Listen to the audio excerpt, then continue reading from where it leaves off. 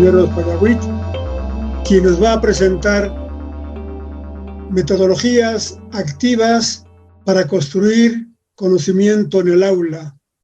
¿Qué escoger? Es la propuesta temática que nos ofrece el doctor. Conocemos al doctor por su formación académica extensa. Es licenciado en Psicología Social por la Universidad de Tlaxcala. Es maestro en Educación Superior por la Universidad de la UAP. Es doctor en Pedagogía por la UNAM. Profesor de Biodanza del Instituto Internacional de Biodanza de Madrid. Tiene una especialización en planeación, desarrollo y evaluación de la práctica docente.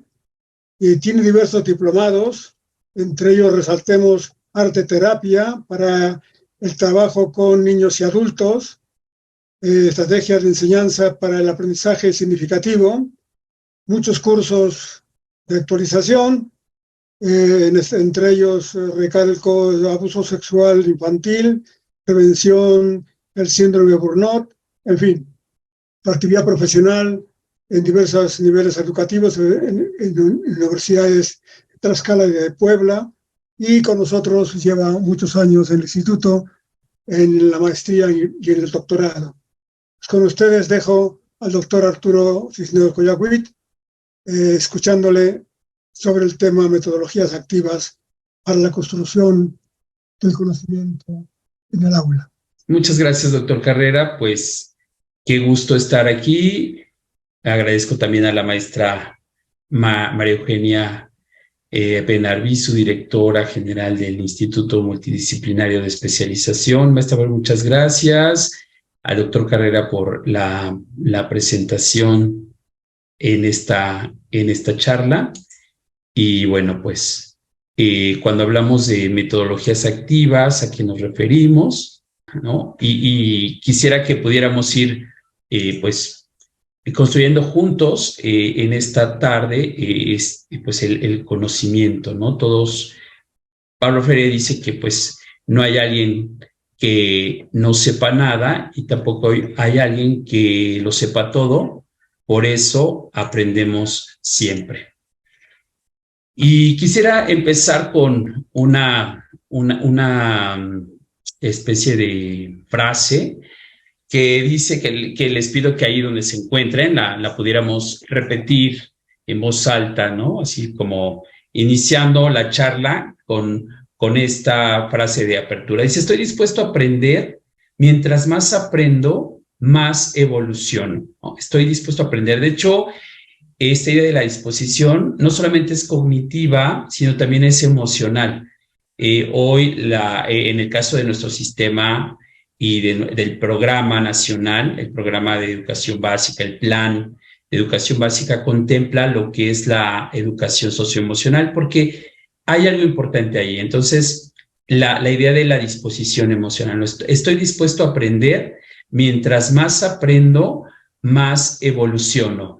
Y quisiera que pudiéramos ubicar la siguiente. Dice, tengo el amor propio, el poder y la confianza suficientes para aprender en la vida sin dificultad.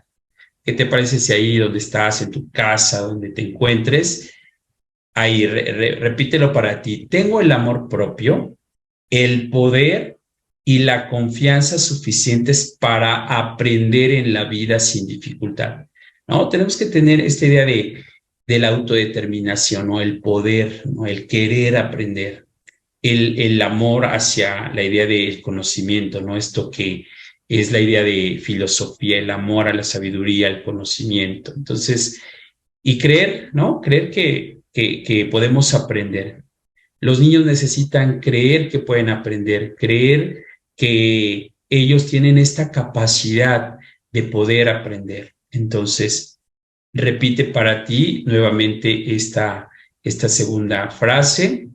Tengo el amor propio, el poder y la confianza suficientes para avanzar, para aprender en la vida sin dificultad, para aprender. En realidad, las barreras del aprendizaje están fuera del niño, ¿no? El niño tiene la posibilidad de aprender a su ritmo, de acuerdo a su estilo y de acuerdo a su propia interés, ¿no? Las barreras muchas veces están afuera del niño. Pueden ser barreras metodológicas, didácticas, actitudinales, etcétera. Pero en realidad todas las personas tenemos el poder de aprender, tenemos esta posibilidad de aprender. Necesitamos recuperar la confianza en uno mismo para poder seguir avanzando, ¿no? Esta idea de el amor, de hecho, la psicología humanista propone que el estudiante debe tener agrado por el aprendizaje, ¿no? Debe tener este amor por el aprendizaje. Son elementos importantes. Así que con estas frases iniciamos. Y bueno, ya vinculado un poco más al tema de esta tarde, quisiera recuperar este pensamiento. Es un proverbio, pero también es una frase que recuperó Benjamin Franklin y dice: dime y lo olvido, enséñame y lo recuerdo, involúcrame y lo aprendo. Y justamente este pensamiento está asociado directamente a la idea de las formas de aprender un poco alejadas solamente de la repetición, de la pasividad, ¿no? Alejadas de esta actitud mucho más receptiva. Dime y lo olvido, ¿no? O sea, si solamente trabajamos con la memorización, con la repetición, lo vamos a olvidar. La enseñanza es un nivel, ¿no? Quizá lo recuerde, pero cuando involucramos al estudiante, al niño, con todas otros sentidos, según esta frase, lo va a aprender. Pues esta es una frase muy importante. Pero ¿a qué nos referimos cuando hablamos metodologías activas? ¿A qué nos referimos cuando recuperamos este concepto? ¿Qué es una metodología activa? ¿Qué implica? ¿Cómo la caracterizamos? ¿Cómo la podemos ubicar? Bueno, pues básicamente esta idea es un planteamiento un poco ¿no? Un tanto añejo. La escuela activa, la idea de las metodologías activas vienen justamente de una visión de la escuela activa, también la conocemos como la escuela nueva o la nueva educación. Esto a finales del siglo XIX, y esta mirada básicamente surge como una crítica a la educación más tradicional, más receptiva, más desde el plano de la visión de Freire, a una educación bancaria, ¿no? Solo como considerar al niño como un pozo de ciencia. Y justamente es a la falta de interacción, ¿no? A un formalismo exagerado del conocimiento, ¿no? Se le da pues mucha importancia a la memorización, contrario pues obviamente a la idea de construir, ¿no? Cuando hablamos de construir, hablamos como de un proceso, hablamos de una posibilidad de agrado, porque el aprendizaje tiene significado. Entonces, todo esto también vinculado a una visión muy autoritaria o muy el rol del maestro como elemento protagónico del acto educativo. Y aquí, pues obviamente la escuela nueva lo que propone es un alumno mucho más protagonista, un alumno donde aparece, donde el elemento principal es él, ¿no? Al centro, y obviamente los procesos que el niño, con el cual el niño aprende. Entonces, hay algunas características de la escuela activa o de la nueva escuela que quisiera ubicar para contextualizar esta idea de las metodologías activas. Por un lado, la escuela activa tiene características como pues aprender para la vida, no solamente para pasar un examen o para aprobar una evaluación. Está basada más bien en la escuela situada en situaciones de la vida cotidiana, en la vida real del estudiantado, parte de un aprendizaje que le acompaña para el resto de su vida. Y desde esta mirada, el maestro, y de aquí se va a desprender algunas posibilidades de las metodologías activas, el papel del maestro como un orientador, ¿no? como un estimulador, como un facilitador, como su rol es como de guía, ¿no? De promover experiencias de aprendizaje. Cuando lo ubica como un estimulador es como aquel que diseña experiencias desafiantes para que el estudiante pueda construir el aprendizaje, no solo repetirlo, sino vivenciarlo, experimentarlo, y desde esa mirada pues se ve al profesor. Esta escuela nueva o esta escuela activa rechaza, por supuesto, el autoritarismo, ¿no? El formalismo a veces tan solemne de mantente sentado, mantente en una actitud como muy pasiva.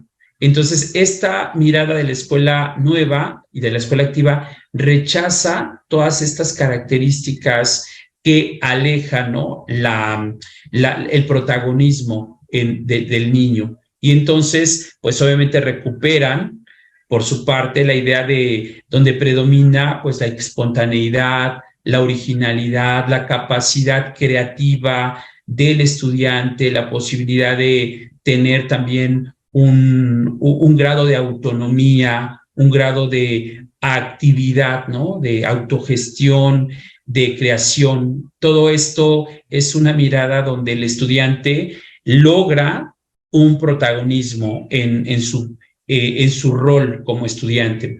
Además, la escuela nueva propone una idea de fomentar la solidaridad, la socialización, el compañerismo, las interacciones, ¿no? Cara a cara, a partir del diálogo, una relación dialógica, una relación constructiva entre el estudiantado. Y estos son elementos importantes que luego las metodologías activas pues van a recuperar. Además, pues obviamente algo importante es que la escuela gira en torno a los intereses, pero también a las necesidades de las niñas, de los niños y de los adolescentes, ¿no? Donde se recupera esta idea de la autonomía, en donde no se elige solo una estrategia, no se elige solo una tarea, sino que se proponen algunas actividades donde el estudiante que quiere seguir leyendo lo pueda hacer, el estudiante que quiere seguir escribiendo, el que quiere hacer un dibujo al respecto. O sea, hay una capacidad de elección, ¿no? Enmarcadas, obviamente, en un programa escolar, en un plan, ¿no? O sea, no es como a ver qué se le ocurre al profesor, sino hay un plan, hay un programa escolar en donde recupera el interés, las necesidades de los estudiantes, y esto la convierte en retomar, pues obviamente al niño como un sujeto educable, ¿no? Pero no solamente como una especie de tabula rasa, sino como algo que tiene más autonomía, que tiene intereses. Desde esta mirada, la escuela activa explica justamente el aprendizaje de una manera distinta, ¿no? A una pedagogía tradicional. Más bien es un aprendizaje significativo, como la acción. Para la escuela activa, el aprendizaje es igual a acción, no solamente a repetición o a memorización, sino al contrario, es un enfoque en el cual impera la acción como condición principal, ¿no? Y garantía del aprendizaje. ¿Qué quiere decir esto? Que el estudiante está en todo momento procesando información, haciendo, manipulando, reflexionando. La actividad no solamente es física, sino también es mental, pero también es reflexiva, pero también es comunicativa, ¿no? En todo momento el estudiante está en un acto protagónico, no solamente el profesor. Entonces, estas metodologías activas, pues obviamente recuperan esta visión, recuperan este planteamiento de la escuela nueva, de la escuela activa, y las podemos ubicar, ¿no? Cuando hablamos de metodologías activas, pues hablamos de toda esta recuperación de una manera de ver el acto educativo, de hacer el acto educativo, de propiciar que el chico aprenda, que el infante aprenda, y obviamente, pues que vaya construyendo el propio conocimiento. Entonces, todas estas metodologías activas son consideradas como un proceso interactivo, ¿no? Acción, basada básicamente entre la comunicación de profesor-estudiante, pero también entre estudiante y entre estudiante y el material didáctico, ¿no? O el material diverso con el que se vaya a trabajar, libros, manuales, material manipulable, material concreto, en fin, material del medio, material del entorno, ¿no? Aquí se recupera de manera importante, pues, el contacto con este tipo de materiales. Entonces, estas metodologías activas tienen esa perspectiva, ¿no? Están basadas en un acto interactivo, en una interacción, en una socialización. De hecho, tienen esta característica de manera muy, muy marcada. Pero además, estas metodologías también, dentro de ellas se utilizan, ¿no? Para favorecer, para acercar la enseñanza, ¿no? Para que el profesor acerque la enseñanza, es como un recurso que favorece justamente el aprendizaje en contextos reales. Puede ser fuera del salón, dentro del salón o en otros escenarios reales. Son metodologías básicamente centradas en el estudiante, en donde se busca que se logren los objetivos curriculares a partir de ambientes más inclusivos, ¿no? Ambientes diversos en los cuales se realizan actividades reales o simulaciones. Entonces, esta mirada de un enfoque donde el estudiante está haciendo, está manipulando, y en esa manipulación hay procesos cognitivos básicos como atención, memoria, concentración, pensamiento, y esta posibilidad de actuar no solamente es una acción impulsiva o una acción mecanizada, sino que hay un objetivo, ¿no? Tiene una intencionalidad.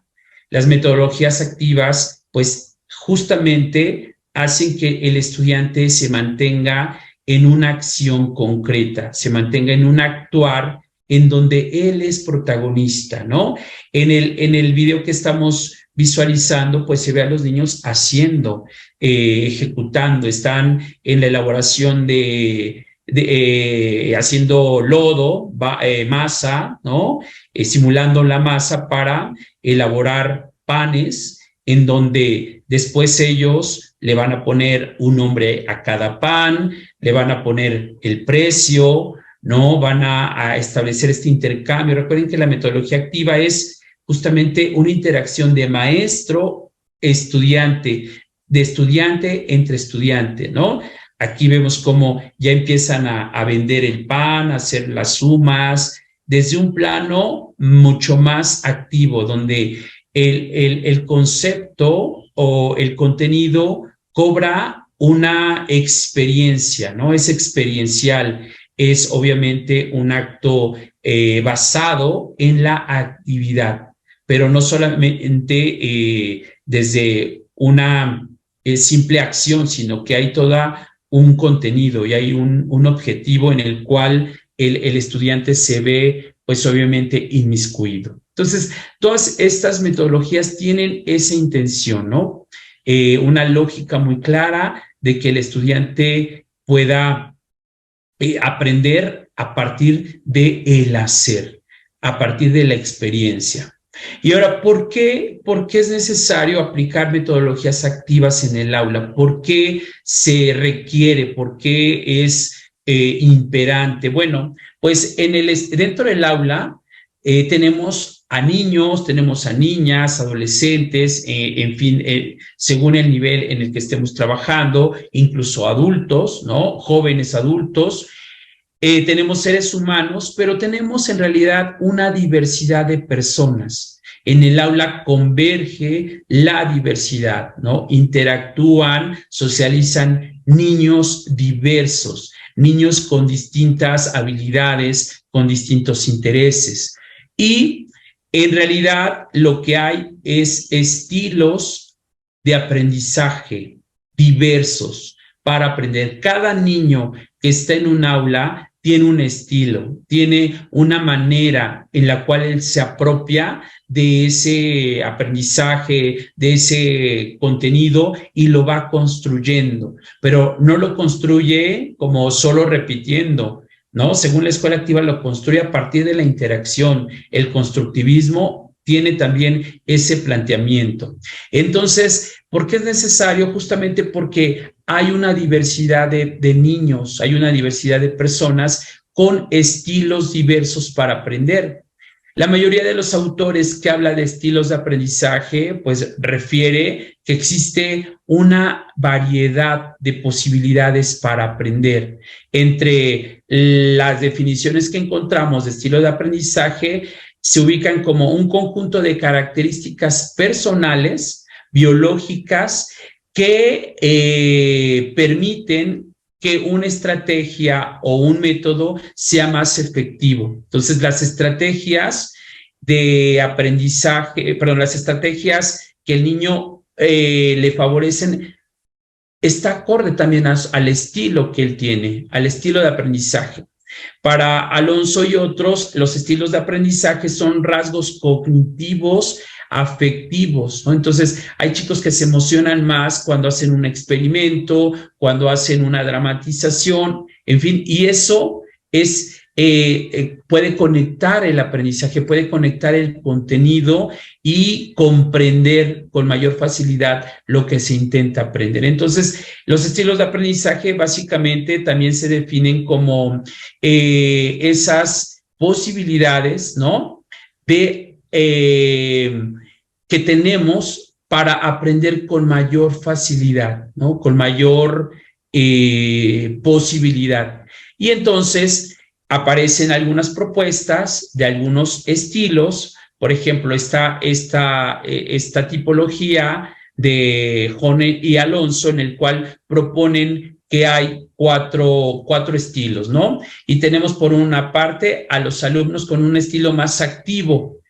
¿Cómo son los alumnos con este estilo? Pues son alumnos activos que se involucran totalmente en la actividad, que son muy entusiastas, que les gustan mucho las actividades, ¿no? Son muy activos en la actividad, prefieren el movimiento, la acción, y se aburren, ¿no? Con planes muy largos, solo con estar sentado, ¿no? A ellos les gusta estar trabajando en equipo, rodeados de otras personas. Además, este tipo de estudiantes aprenden mejor cuando se les lanza un desafío, cuando tienen la posibilidad de realizar actividades a corto plazo, ¿no? Cuando hay emoción, cuando hay un poco de entusiasmo. Obvio, les va a costar trabajo aprender cuando tienen un papel pasivo, cuando solamente tienen que repetir, ¿no? Ellos prefieren trabajar con otros, les va a resultar desagradable trabajar solos, porque lo más importante para ellos es el diálogo, es la interacción, es la posibilidad de estar socializando con sus compañeros. Entonces, este aprendizaje es un estilo, el estilo activo, pero también este mismo autor propone el otro estilo que se llama alumnos reflexivos, ¿no? ¿Cuáles son algunas de las características? Pues alumnos que tienden a tener una postura son más tranquilos, más observadores, como más analíticos, observan primero y luego dan una opinión, parecen a primera vista como muy callados, pero están como haciendo este análisis. Recuerden que su estilo es reflexivo, ¿no? Son más precavidos, son menos impulsivos, ¿no? No son tan activos en términos físicos, pero sí en términos mentales, ¿no? En términos cognitivos. Observan, escuchan antes de producir alguna respuesta. Entonces, este estilo es el estilo reflexivo. Luego tenemos cómo aprenden mejor este tipo de estudiantes. Bueno, pues cuando pueden adoptar una postura de observador, cuando van registrando sus observaciones, cuando van monitoreando todo un proceso. A ellos sí les encanta observar un poco más la idea de un proceso, todo un seguimiento a determinadas situaciones, pero les va a costar más trabajo, por ejemplo, pues obviamente cuando se convierte en el centro de atención, ellos no son tan el centro de atención de la actividad, más bien están como observando, ¿no? Entonces, encontramos alumnos diversos, con estilos diferentes.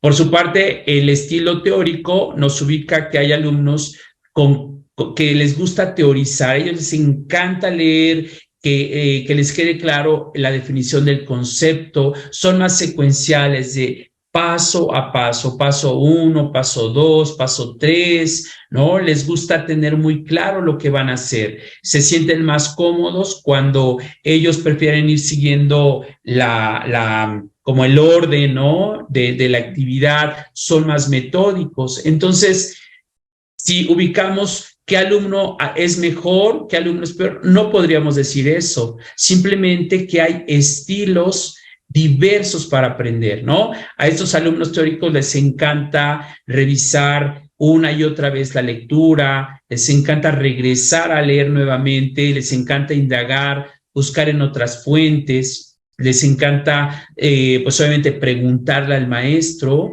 ¿no? A partir de alguna duda, y aceptan, pues obviamente, desafíos siempre y cuando tengan claridad en lo que van a hacer.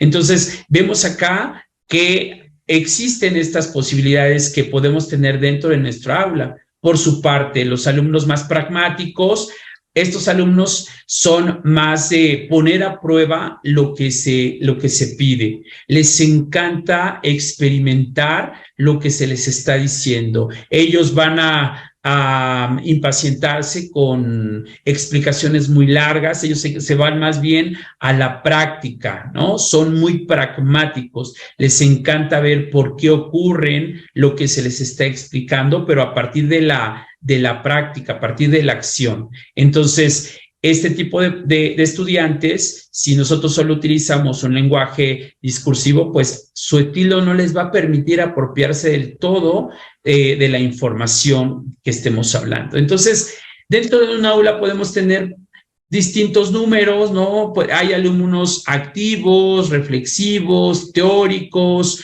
pragmáticos, ¿no? Y no necesitamos aplicarles ningún test, aunque hay test para identificar el estilo desde esta tipología.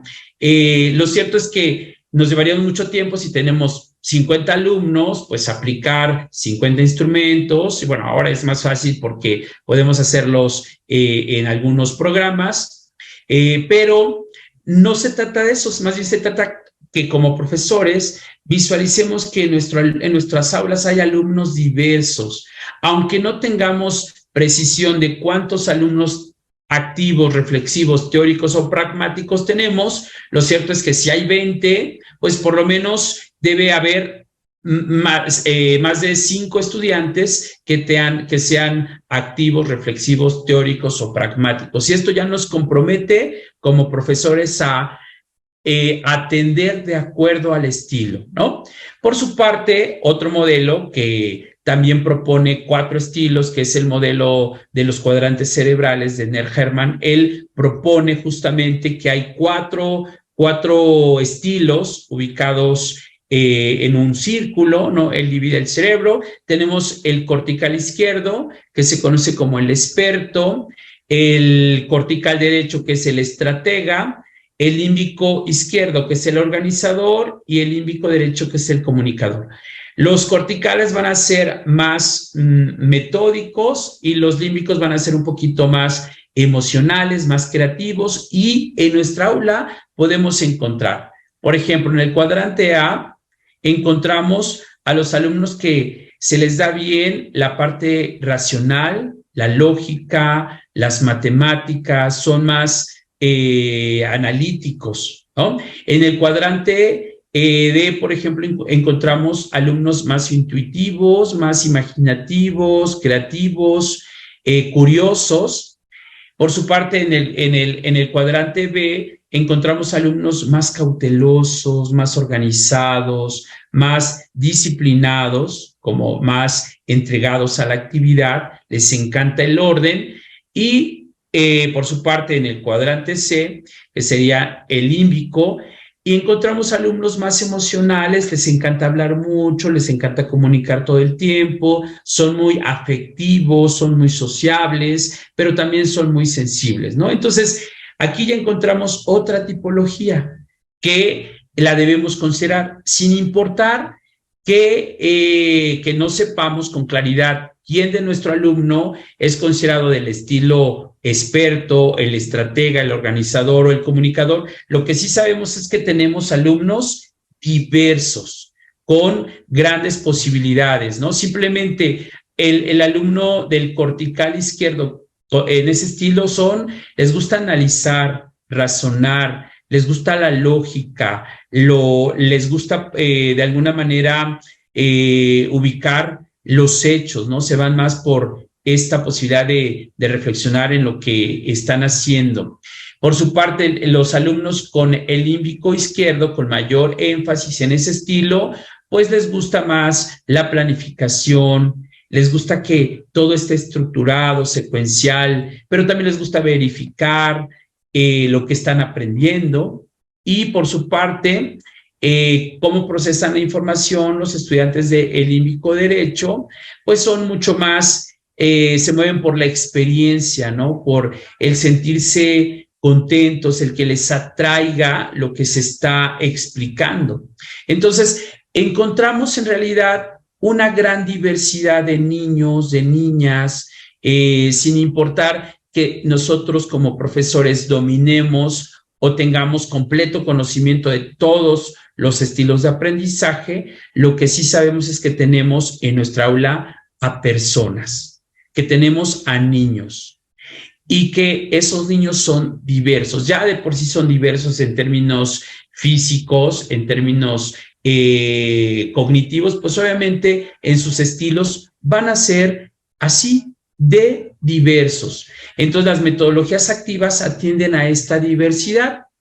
Un modelo más, que es el de los hemisferios cerebrales, que es una propuesta en el cual se supone que tenemos más facilidad de aprender de acuerdo a nuestro propio hemisferio, ¿no? Que predomina o que domina. Entonces, tenemos a los estudiantes con el hemisferio izquierdo, con un estilo en el que se utiliza con mayor énfasis el hemisferio izquierdo. Estos alumnos están más especializados en el manejo de los símbolos, de las letras, de los números. Por lo tanto, el lenguaje, las matemáticas, todo lo que tenga que ver con el conocimiento un poco más abstracto, ellos van a ser, les va a gustar, son más analíticos, su forma de proceder es más lógica, es más estructurada.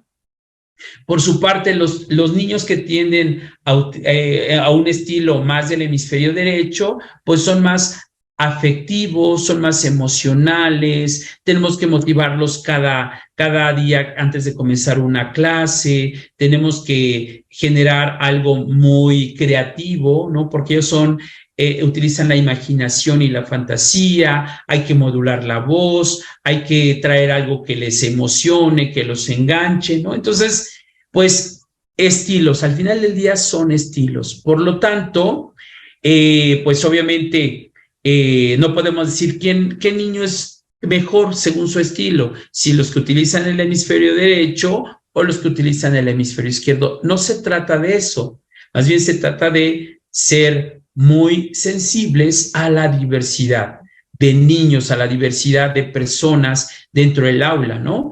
Y esta diversidad se puede apreciar desde edades muy tempranas, en el preescolar, por ejemplo, ¿no? Van a haber niños que les encanta, ¿no? De hecho, en el preescolar todavía no hay un estilo definido como tal. Los niños les encanta todo lo que tiene que ver con la manipulación. Aquí se utiliza mucho todavía el juego de roles como una metodología que pone al centro el niño, al niño y obviamente el juego como un factor importante, ¿no? Entonces, recuerden que no se trata solo de repetir, y aquí traigo a colación otro planteamiento de Pablo Freire, que dice que aprender o estudiar no es un acto de consumir ideas, es decir, solo de repetirlas, sino de crearlas y recrearlas. Y entonces esto da pauta justamente para poner en el centro, ¿no?, de nuestra aula, de nuestro acto educativo, de nuestra didáctica, algunas de estas metodologías. Y entre ellas vamos a enunciar algunas de estas. Podemos ubicar el aprendizaje-servicio, ¿no? Es una propuesta desde el aprendizaje activo, desde estas metodologías activas. ¿Y cómo se define? Bueno, pues esta metodología se define como el aprendizaje-servicio es un aprendizaje que permite promover el aprendizaje, ¿no?, a partir de crear acciones comunitarias, a partir de que el alumno se involucra en una acción que beneficia a la comunidad. Puede ser a la comunidad escolar o a la comunidad en donde ellos se encuentran como sujetos. Recuerden que el niño es un ser sociable, ¿no? Entendemos al alumno desde la metodología, desde el constructivismo, desde el planteamiento sociocultural vygotsquiano. El sujeto que aprende es un sujeto social, es un niño que establece relaciones interpersonales con otros, pero en un contexto dado, ¿no?, en un entorno dado. Y esta metodología del aprendizaje-servicio se ubica como una posibilidad de ubicar una necesidad en la comunidad, un entorno, ¿no? Pensemos en acciones de limpieza, de saneamiento, de sembradío de árboles, de recolección de basura, en fin, inclusive de limpieza de algún ambiente o de generar un beneficio hacia a lo mejor nuestra comunidad. Hay muchos abuelos o muchas personas de la tercera edad, pues podemos generar un aprendizaje-servicio. Niños de cuarto, quinto, sexto grado pueden hacer posibilidades de lectura para los abuelos, ¿no? O sea, es un aprendizaje que ofrece un servicio al entorno en el cual se está desarrollando la actividad. En definitiva, este aprendizaje-servicio es un método para unir un compromiso social con el aprendizaje, ¿no? O sea, un bien comunitario, a eso lo convertimos en una posibilidad de aprender, y además, pues, que están de manera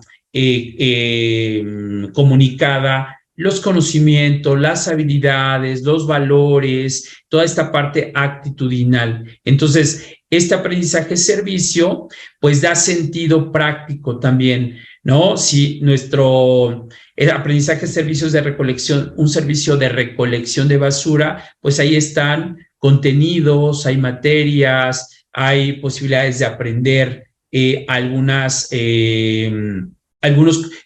contenidos del currículum oficial, ¿no? Entonces, permite comprender justamente, mejorar algunas necesidades del entorno inmediato en el cual las niñas y los niños se encuentran, creando reflexión, ¿no? Se da la posibilidad de dar una respuesta a una problemática dada y identificada, pues obviamente por el grupo de niños. Al final del día es para mejorar el entorno, ¿no? Este aprendizaje-servicio, pues, da esta posibilidad de unir compromisos de los niños con su comunidad, crear un sentido de pertenencia, crear una cohesión social y dar cuenta de que es posible aprender en esta posibilidad de trabajar entre compañeros. Y bueno, pues aquí, pues, obviamente implica la posibilidad de identificar qué es en lo que vamos a desarrollar nuestro trabajo, en qué vamos a poder relacionarnos para crear un servicio y luego se lleva a la reflexión de lo que se aprendió en ese proceso, ¿no? Hay una reflexión final y en donde al inicio pues creamos el proyecto, se generan las reflexiones, qué necesitamos, cuál va a ser el servicio, cómo lo vamos a aplicar, a quiénes vamos a beneficiar, y al final hay una reflexión intermedia de cómo vamos con este aprendizaje que estamos aprendiendo, y al final el estudiante lo concreta en una reflexión final por escrito, ¿no? De cómo él se sintió, cómo él pudo haber dado tiempo, cómo él pudo haber dado inclusive algunos aportes de materiales, ¿no? Entonces, ese es el aprendizaje-servicio. Luego tenemos otra metodología que se conoce como comunidades de aprendizaje. Esta es una posibilidad de incluir a la comunidad, ¿no? A diferencia del aprendizaje-servicio, solamente es dar algo, ¿no? Hacer algo por mi comunidad, recuperar qué contenidos, qué materiales, qué situaciones se desprenden. Pero el aprendizaje de comunidades de aprendizaje implica, bueno, primero lo vamos a definir como la comunidad de aprendizaje es una forma de organizar a la escuela en la que busca que todas las niñas y que todos los niños tienen la oportunidad de acceder a los aprendizajes, ¿no? Pero también existe la posibilidad de retomar algunas personas dentro de la comunidad, las personas que pueden aportar algo, ¿no? Que pueden compartir dentro del aula lo que saben, lo que ellos han experimentado, la experiencia que han construido a partir de desarrollar determinada situación. Está basada principalmente en el diálogo, ¿no? Está basada en el aprendizaje dialógico, mediante la participación de algún miembro de la comunidad, ¿no? Que viene al aula o en el cual el estudiantado acude a algún espacio donde esta persona desempeña su trabajo, desempeña su función. Entonces, participan, ¿no? Es una característica, su objetivo es la participación educativa de la comunidad, donde pueden venir algún familiar, ¿no? Que se dedique a alguna actividad, y esto crea esta comunidad de aprendizaje. Es un modelo dialógico en el cual permite abordar algunas temáticas, permite que el estudiante pueda preguntar. Obviamente se crea primero un guión de preguntas, se investiga al respecto y después se invita a la persona. Se utilizan de manera principal estas tertulias o estos encuentros literarios, estos encuentros dialógicos como recurso principal para escuchar, ¿no? A la persona, ¿no? Al médico de la comunidad, a la partera, en fin, ¿no? Al carpintero, en fin, va a depender ahí de lo que a los niños les interese conocer. Entonces se convierte en una metodología activa porque están ellos preguntando, diseñando su instrumento de preguntas, su guía de preguntas, deciden a quién, se hace la invitación. Entonces es un elemento en el cual el estudiante pues cobra una importancia. Estas tertulias literarias pues son dialógicas, es una actividad cultural en el que la persona de la comunidad que tiene algún conocimiento, ¿no? Lo aporta al aula, ¿no? Algunas prácticas son que los papás vienen, ¿no? A compartir a qué se dedican, comparten qué es un poquito su experiencia profesional o su oficio y crea como estas posibilidades, ¿no? Existen algunas otras como el aprendizaje basado en problemas. Este aprendizaje basado en problemas, pues, en el cual los estudiantes tienen que, pues, resolver algún problema dado, alguna posibilidad en la cual ellos resuelven. Obviamente, este aprendizaje, es el aprendizaje basado en proyectos, en el cual el propio la propia fase hay un inicio en el que se define el tópico, ¿no? A estudiar, se conforman equipos, se identifican recursos, se crea el proyecto. El punto B, que serían las actividades iniciales de planeación preliminar. Los estudiantes van tomando decisiones, van tomando, pues obviamente desarrollando la autonomía. El profesor retroalimenta, revisa, ¿no? Y ya el momento C es cuando construimos el proyecto, le damos un nombre al proyecto, creamos unos objetivos, creamos el por qué, ¿no? El qué, el cómo, el cuándo, el dónde, se elabora un pequeño cronograma y los estudiantes van a la implementación, ¿no? De eso que han creado, de eso que han decidido. Después viene ya el análisis de resultados, qué se logró, se organizan para, pues obviamente, crear alguna conclusión, alguna especie de planteamiento como resultado de ese trabajo, de ese proyecto, y lo socializan, ¿no? Lo socializan con el resto del grupo o con algunos otros compañeros mediante distintas posibilidades. Puede ser a través de fotos, a través de un cartel, a través de un video. Ahora con los teléfonos y la toma de fotografías y videos puede ser un recurso. Y al final viene la evaluación, ¿no? ¿Cómo se sintieron? ¿Cómo ellos, qué lograron aprender? ¿Qué lograron internalizar? Y bueno, pues obviamente el profesor en todo momento monitorea todo el desarrollo. Y bueno, de aquí surgen algunas posibilidades. ¿Qué podemos convertir en proyecto? Bueno, pues a lo mejor reforestación, ¿no? Oxigenando mi comunidad, ¿no? El proyecto de reforestación. Me late tu lata, que tiene que ver con reciclado de algún material, ¿no? La voz de mi pueblo, rescatar algunas tradiciones de la comunidad en el cual ese va a ser el proyecto, ¿no? Y el estudiante lo decide en grupo, ¿no? Iguales pero diferentes, un proyecto sobre equidad de género, un tecito, ¿no? Donde los estudiantes rescatan las plantas medicinales del entorno comunitario. En sintonía, un proyecto de elaborar un radio escolar o la radio en el aula, cuando solamente es algo como muy concreto dentro del salón. Rostros de mi comunidad, ¿no? A partir de exposiciones fotográficas, recuperando la historia de la comunidad a través de imágenes. Tu arte, mi arte y nuestro arte, ¿no? Recuperando el valor de situaciones artísticas dentro de la escuela. En todas las comunidades hay algo que recuperar a partir del arte, puede ser la iglesia, la presencia en comunidad, en fin, ¿no? Entonces, esta idea del trabajo por proyectos es una actividad, es una metodología activa, ¿no? En todo momento ellos se mantienen realizando. Obviamente el profesor pues tiene una actuación de monitorear, de facilitar, de guiar.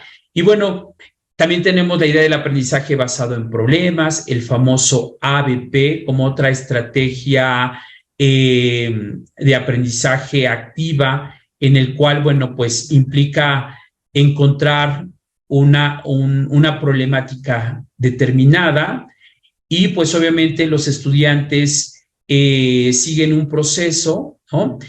Aquí, ¿cuál es el rol del docente? Pues en el de presentar una situación problemática, se retira, los participantes comienzan pues obviamente a indagar, a unir esfuerzos para encontrar una respuesta ante un problema determinado, ¿no? Puede ser un problema real. Esta metodología está considerada como una potente posibilidad, ¿no? Una oportunidad importante de favorecer el aprendizaje en un aula, en un grupo. El primer paso es leer y analizar el escenario del problema. El paso 2 es realizar una lluvia de ideas para ir encontrando, pues obviamente, la respuesta. Hacer un listado de aquello que se conoce, hacer un listado de lo que se desconoce del problema presentado y obviamente hacer un listado de aquello que se necesita resolver para, pues obviamente, dar una respuesta al problema.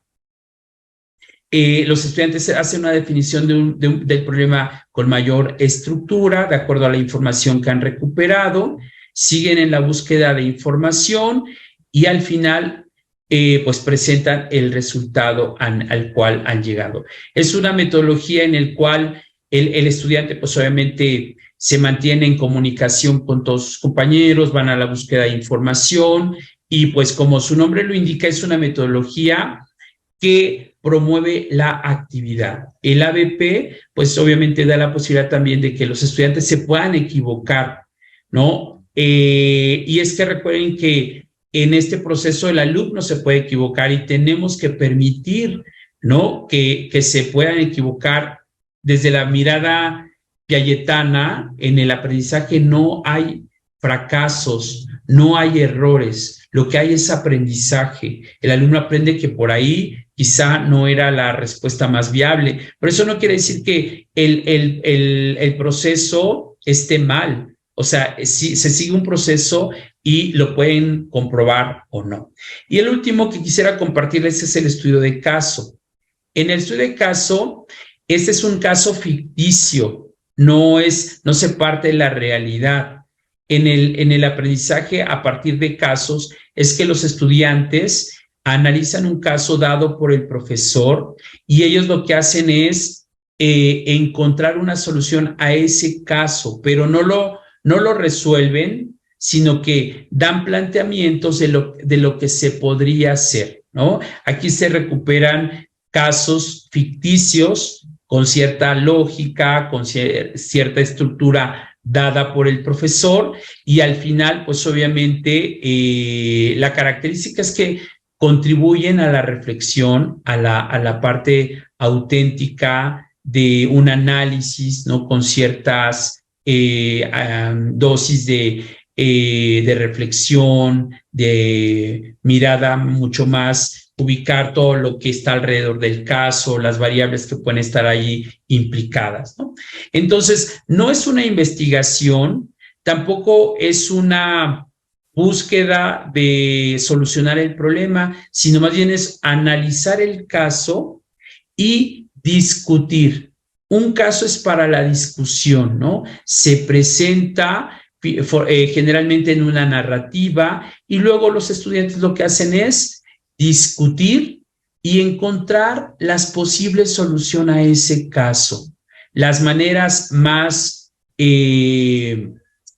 creativas que se le puedan ocurrir a los estudiantes. Se favorece, por supuesto, el pensamiento creativo, el pensamiento lateral, y ellos lo pueden, pues obviamente, presentar al final de distintas maneras. Entonces, este estudio del aprendizaje basado en el estudio de casos tiene, pues obviamente, un tiempo, son cortos, ¿no? En donde se presenta el caso, se analiza y los estudiantes empiezan a dar a conocer las posibles respuestas para lo que ellos harían para resolver ese caso, para dar una respuesta lógica, coherente, estructurada, ¿no? Acorde, pues obviamente, a lo que se les está pidiendo. Aquí, ¿cuál es el papel del profesor? Es como un instructor, ¿no?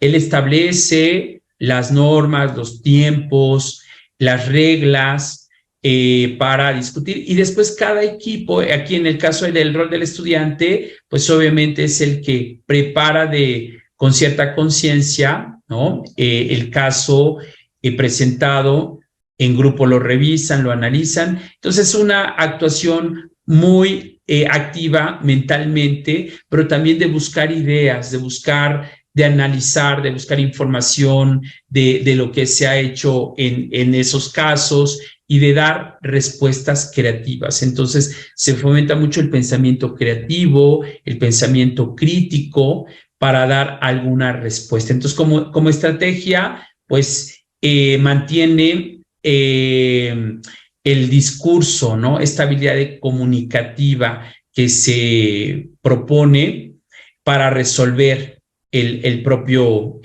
caso, y al final, pues obviamente, cada equipo comparte, pueden o no estar de acuerdo, pueden o no coincidir con lo que harían. Entonces, es el mismo caso dado a diferentes equipos, y hay un momento en el cual esto no debe pasar más de 80 minutos la discusión y debe haber un cierre, esto guiado por el propio profesor, ¿no? Y al final todos recuperan lo que aprendimos con mi equipo, pero también de lo que aprendí al escuchar la respuesta y el análisis de los otros equipos. Entonces, es un aprendizaje en el cual el caso no solo se discute, se analiza, no se soluciona, no se resuelve, no se corrige, ¿no? Son posibilidades que llevan a despertar en el estudiantado esta capacidad analítica, crítica, de cómo se resolvería el caso que se analizó.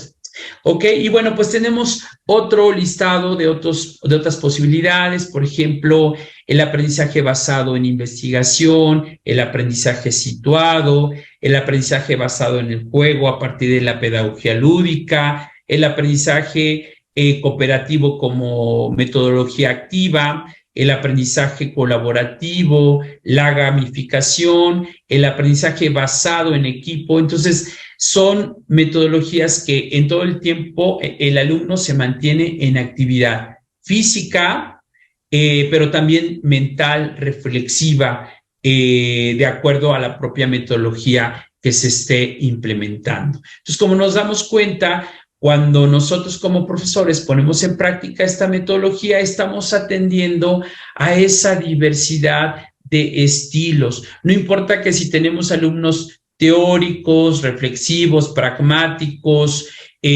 o activos, las metodologías les ayudan para bien, ¿no?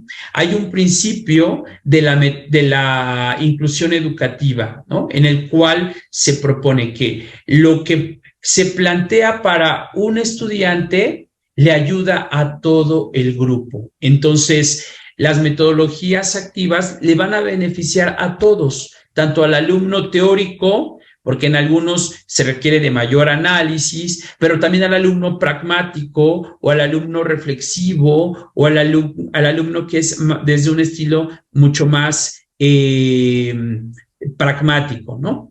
En la otra propuesta de los estilos cerebrales, pues obviamente también da respuesta a la diversidad. Por lo tanto, las metodologías activas, ¿cuál elegir? Pues obviamente la que responda de mejor manera a la necesidad de nuestro grupo, al contexto, ¿no? Lo importante acá no es casarnos, obviamente, con una metodología, sino experimentar, ¿no? Jugar un poco dentro del aula, poner en práctica una u otra, dar la posibilidad de que todos los alumnos aprendan, de que con las metodologías activas todos pueden aprender. Y entonces le damos respuesta a las necesidades, a los intereses y sobre todo a los estilos de aprendizaje que pueden estar presentes en nuestra aula. Aun cuando no sepamos cuántos chicos tengamos con un estilo u otro, lo que sí sabemos es que tenemos alumnos diversos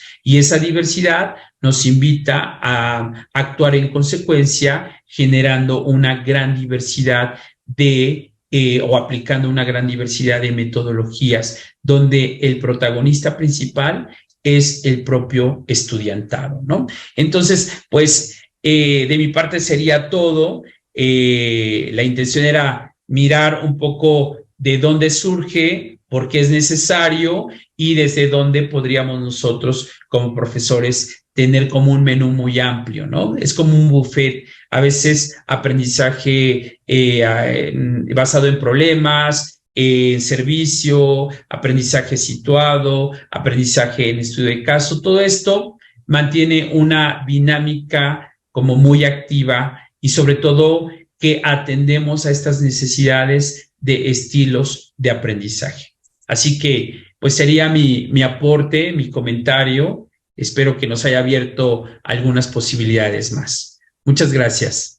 Gracias, doctor Arturo, por el programa presentado para nosotros, los docentes. poder usar diversas metodologías activas. Y ahora vendría la sección de preguntas. Interés de alguno de los compañeros asistentes de presentar alguna pregunta de profundización. Le adelanto una yo, doctor. ¿Alguna de estas metodologías es más insistida o es más exigida o orientada en el nuevo modelo mexicano? De alguna manera, aunque habrá de todas, seguramente, pero ¿hay alguna que hace hincapié en el nuevo modelo mexicano de educación? De hecho, el nuevo plan, el plan que comienza a operar el próximo ciclo escolar, invita al profesorado a explorar estas metodologías, ¿no? Propone mucho el aprendizaje basado en proyectos, porque se requiere como de mayor temporalidad, de mayor tiempo para ir resolviendo el proyecto, alcanzando los objetivos, pero también nos propone el aprendizaje basado en problemas, ¿no? Creo que dentro de este plan, en el siguiente ciclo vamos a tener que poner a prueba este tipo de metodologías. Las menos utilizadas todavía pues son estos aprendizajes servicio, ¿no? El aprendizaje basado en el servicio no está todavía como ubicado, que nos da grandes posibilidades de aprendizaje, o este aprendizaje de comunidades, el aprendizaje basado en la comunidad de aprendizaje, aunque lo está recuperando con mucha fuerza porque le da una visión de gran relevancia a la comunidad, a lo comunitario. Y creo que esa podría ser una gran área de explorarlo, ¿no? De visualizar quién del entorno comunitario. Siempre hay gente con gran reconocimiento, personas muy sabias, personas que han logrado, ¿no? Aprendizajes y que son reconocidos en la comunidad. Estas personas tienen un papel y pueden tener un papel importante en el proceso de aprendizaje. Entonces, este aprendizaje de comunidad sí también lo está recuperando el nuevo plan, está recuperando los saberes comunitarios, lo que en la comunidad hay y que puede ser un elemento de recuperar, de trascender ahora al aula. Entonces la comunidad ahora viene a la escuela y da esta posibilidad de aprendizaje. Entonces creo que son como de las que el nuevo plan va a retomar y va a dar como posibilidades de aprendizaje. En relación con esta última intervención de usted, como contestación a la pregunta que yo le hacía, hay una pregunta que habla de si se puede sugerir alguna metodología basada en la epistemología latinoamericana descolonizadora. Si se puede relacionar alguna de esas metodologías que usted ha presentado con la metodología basada en la epistemología latinoamericana. Sí, de hecho, desde esta mirada creo que podríamos recuperar mucho la mirada de esta metodología que plantea Freire, ¿no? De la palabra generadora. De hecho, uno de los principales aportes de la pedagogía latinoamericana, entre otros, está el planteamiento freiriano, en el cual se recupera también el saber del propio sujeto a partir de su actuar inmediato, ¿no? En la idea de la palabra generadora como una propuesta también en el cual se recupera el saber, pero sobre todo la acción del estudiante, en el caso pues de los niños, por ejemplo, ¿no? Lo que hacen los padres, ¿no? La principal actividad de la familia, ¿no? O sea, la palabra generadora surge a partir de la principal acción que hace, ¿no? En el caso, por ejemplo, del planteamiento freiriano era la pala, ¿no? Como una palabra generadora, y a partir de ahí se desprende toda una posibilidad de construir el conocimiento, de construir el aprendizaje.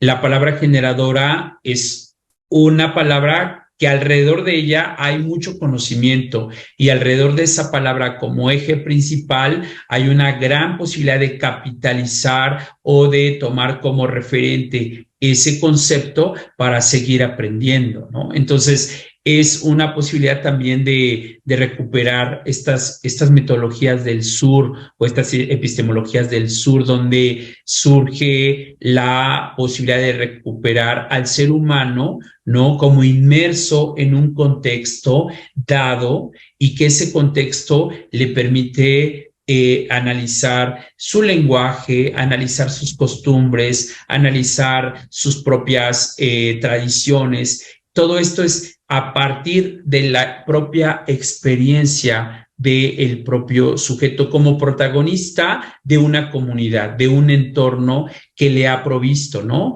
De saberes, de costumbres, de hábitos inclusive. Entonces, sí, creo que esa podría ser una posibilidad de recuperar las metodologías más desde el pensamiento crítico, ¿no? O sea, esa sería el aprendizaje basado en el pensamiento crítico de esta posibilidad de la propuesta de Pablo Freire, que aunque tiene algunos años, todavía está muy vigente y todavía es muy incorporada desde lo que implica este aprendizaje o pensamiento crítico, donde se recupera mucho el entorno más cercano al propio estudiante. Que hay otra, dice que si hay alguna referencia bibliográfica que condense un poco estas metodologías que usted nos ha presentado en panorama, para que puedan, como lectores, profundizar en ellas y usarlas con mayor tranquilidad. Sí, claro, de hecho, esa pregunta siempre es como, ahí está este texto que se llama Escuelas Activas, ¿no? Apuestas para mejorar la calidad de la educación, pero la calidad no desde el plano como empresarial o capitalista, más bien de recuperar este sentido de calidad de lo humano en los estudiantes, en los niños. Entonces, es un texto que desde mi punto de vista da como ciertas miradas y permite que nosotros podamos entender como profesorado por qué es necesario incorporar estas metodologías, qué beneficios tiene, inclusive como profesor, ¿no? O sea, cuando como profesores nos atrevemos a poner en práctica otras metodologías alejadas de la mirada tradicional, el profesor también crece, el profesor también se empodera, el profesor también crea una mirada mucho más diversa y cuando le da la posibilidad de desarrollar la parte creativa. Entonces es un buen texto porque le apuesta justamente a la riqueza que tienen las metodologías activas, haciendo entonces escuelas activas, ¿no? Escuelas alejadas de la pasividad, de la mera repetición, que todavía se da, ¿no? O sea, que todavía muchas aulas están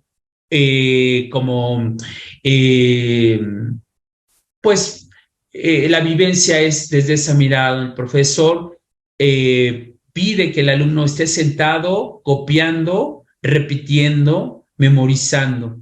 Entonces, esta mirada me parece como muy disruptiva, ¿no? En general, las metodologías activas son eso, son metodologías disruptivas, ¿no? Que rompen con, lo estructurado, como desde la mirada más tradicional. Entonces, transitar aulas activas, ¿no? Para convertir a escuelas activas, inclusive donde los maestros comparten entre ellos, ¿no? El profesor de sexto con el profesor de primero generan esta relación de encuentros entre alumnos de grados o de ciclos más avanzados con estudiantes con primeras experiencias en la educación. Entonces se crean estos ambientes, estas posibilidades tan como de largo alcance de crear una escuela activa, ¿no? Escuelas activas. Entonces creo que esa podría ser. Podríamos recuperar a los clásicos también, algunos otros, en el caso mexicano, por ejemplo, las propuestas de Frida Díaz Barriga desde sus estrategias, ¿no? Este material que se conoce como estrategias para un aprendizaje significativo también nos ayuda. Hay otro texto de miradas constructivistas en la educación, ¿no? También de un autor mexicano, ¿no? De Gerardo Hernández Rojas, por ejemplo. Entonces, hay como posibilidades de instaurar lo que toca ya como profesores es la implementación, ¿no? La posibilidad de arriesgar, ¿no? De ser un profesor un poco más disruptivo, de darnos cuenta que no pasa nada si a lo mejor esta metodología no vino bien, pero ya exploramos, a lo mejor a la siguiente tomamos en cuenta otras variables que en un primer momento no fueron consideradas. Entonces, yo creo que más bien aquí la invitación es a transitar, a experimentar, a explorar, y eso es lo que nos propone el plan, el nuevo plan, ¿no? Que el profesor se convierta en eso, en un diseñador de experiencias desafiantes de aprendizaje, donde el principal protagonista pues va a ser el estudiante como lo proponen las metodologías activas. Tomo una expresión de una de sus alumnas. Gracias, doctor Cisneros, por seguir compartiendo sus conocimientos. Espero que todos los asistentes a este webinar lo hemos experimentado. Un aplauso para usted, por favor, parte de todos los asistentes. Le agradecemos parte del IME infinitamente su colaboración. Esperemos verlo nuevamente aquí en una próxima ocasión.